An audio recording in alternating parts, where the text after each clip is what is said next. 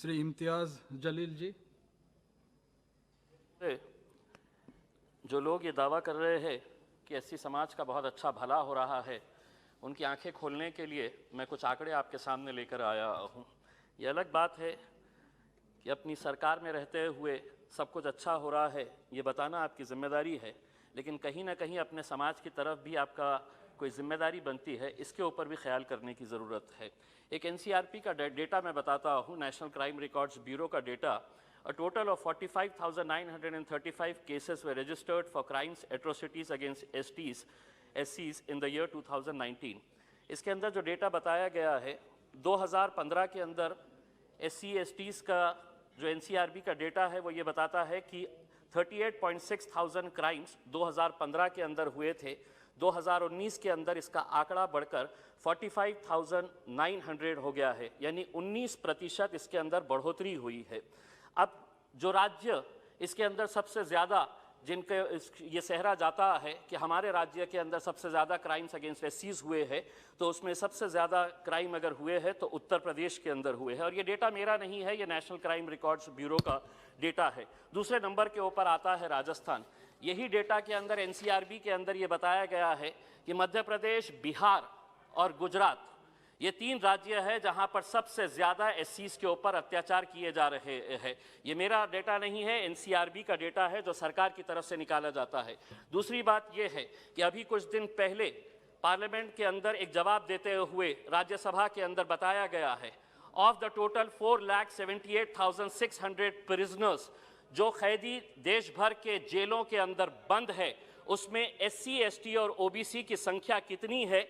तो आप ही की सरकार के, आप ही के मंत्री ने यह जवाब दिया है कि 65.9% जो लोग अलग अलग जेलों के अंदर बंद है, उसमें SCs और STs और OBCs अगर मिलाते हैं तो ऑलमोस्ट 66% है। यह आप ही की सरकार के, आप ही के मंत्री ने जवाब दिया है। दूसरी बात यह है, और इसके अंदर भी जो सबसे ज़्यादा कैदी SC के जो कैद में बंद है, जेलों के अंदर बंद है, उसका श्रेय भी जाता है उत्तर प्रदेश सरकार को। ये मेरा डेटा नहीं है, आपके ही मंत्री ने जवाब देते हुए ये बताया है।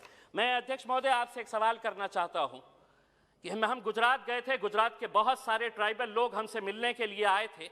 हम सरकार से ये जवाब चाहते हैं कि आपने जिस 5,000 करोड़ रुपये का सरदार वल्लभ भाई पटेल साहब का जो स्टैच्यू बनाया है, उसके अतराफ अब आपने एक ऐसा नोटिफिकेशन जारी किया है जिसके जरिए 122 गांव के आदिवासियों को खाली करने का हुक्म दिया गया है, क्योंकि सरकार चाहती है कि वहां पर टूरिज्म के प्रोजेक्ट्स बनाए जाए। हम चाहेंगे कि मंत्री जी आप अपना जवाब देते वक्त इसके अंदर खुलासा करें कि कितने सारे ट्राइबल्स, कितने सारे आदिवासी उन गुजरात के 122 गांव से अंदर से आप खाली करवाने के लिए जा रहे हैं।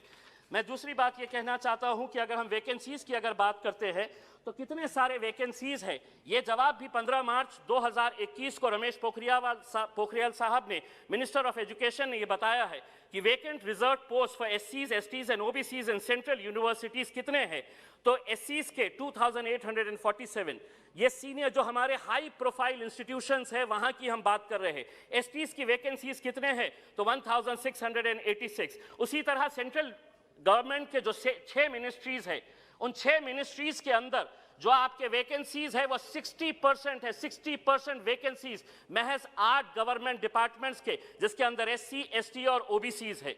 अध्यक्ष महोदय, कुछ देर पहले मैं ये भाषण देने के लिए जब आ रहा था तो कुछ देर पहले राष्ट्रवादी कांग्रेस के एक वरिष्ठ नेता सुनील तटकरे साहब बड़े जोश के साथ भाषण कर रहे थे और ये कह रहे थे कि हमको मराठाओं को रिजर्वेशन मिलना चाहिए, सरकार ने ये किया है, धनगरों को भी मिलना चाहिए। मैं उनसे ये सवाल करना चाहता हूं कि सरकार आपकी थी, उस वक्त आपने ये क्यों फैसला नहीं लिए? और उनका भाषण सुनकर मुझे तो ऐसा लगा कि गिरगिट भी शर्मा जाए कि रंग कैसे बदलते हैं हमारे राजनेता, कि जब सरकार के अंदर थे, कांग्रेस और राष्ट्रवादी कांग्रेस की सरकार थी, तब उस वक्त देवेंद्र फडणवीस साहब जो भारतीय जनता पार्टी के, जिन्हें माइनॉरिटी से कोई लेना देना नहीं है, शिवसेना और भारतीय जनता पार्टी के लोगों से ये कहते थे, देवेंद्र फडणवीस साहब के, हमको रिजर्वेशन आप माइनॉरिटीज को दीजिए, मुसलमानों को दीजिए। आज जब सत्ता के अंदर है तो बिल्कुल खामोश, एक जिक्र भी नहीं किया जा रहा है कि मुसलमानों के रिजर्वेशन के बारे में भी बात की जाए करके।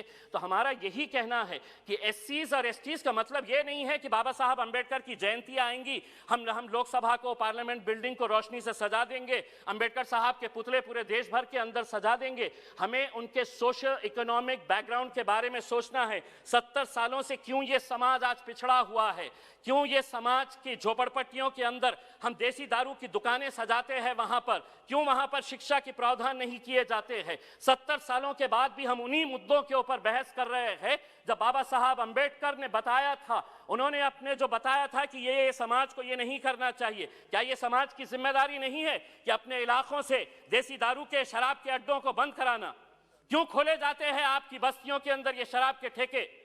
कहीं ना कहीं उस समाज के नेताओं को सोचने की जरूरत है। अध्यक्ष महोदय, मैं समझता हूं कि इस मुद्दे के ऊपर हम बार बार चर्चा करते हैं, एक बार संजीदगी से इसके बारे में कुछ ना कुछ फैसला होना। और हम ये उम्मीद करते हैं कि सर, आप गुजरात के 122 ट्राइबल विलेजेस को आप खाली करवा रहे हैं, उसके बारे में क्या स्थिति रहेंगी ये बताइए। नर्मदा आंदोलन कितने सालों तक चला, आप अच्छी तरह से जानते हैं। ये ट्राइबल्स भी खामोश नहीं बैठने वाले हैं और उनको हम ताकत देंगे वहां पर जाकर। अगर आप इस तरह से 122 गांव के ट्राइबल्स को, आदिवासी को खाली कराएंगे और वहां पर टूरिज्म के प्रोजेक्ट्स लगाएंगे तो बहुत गलत बात है। बहुत बहुत धन्यवाद। धन्यवाद इम्तियाज जी। Shrimati Brilliance, sculptured by teachers, polished to perfection.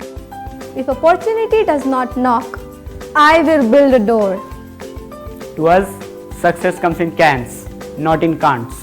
Success is falling 9 times, getting up 10. Some people dream of success, others put their heart and soul into working for it.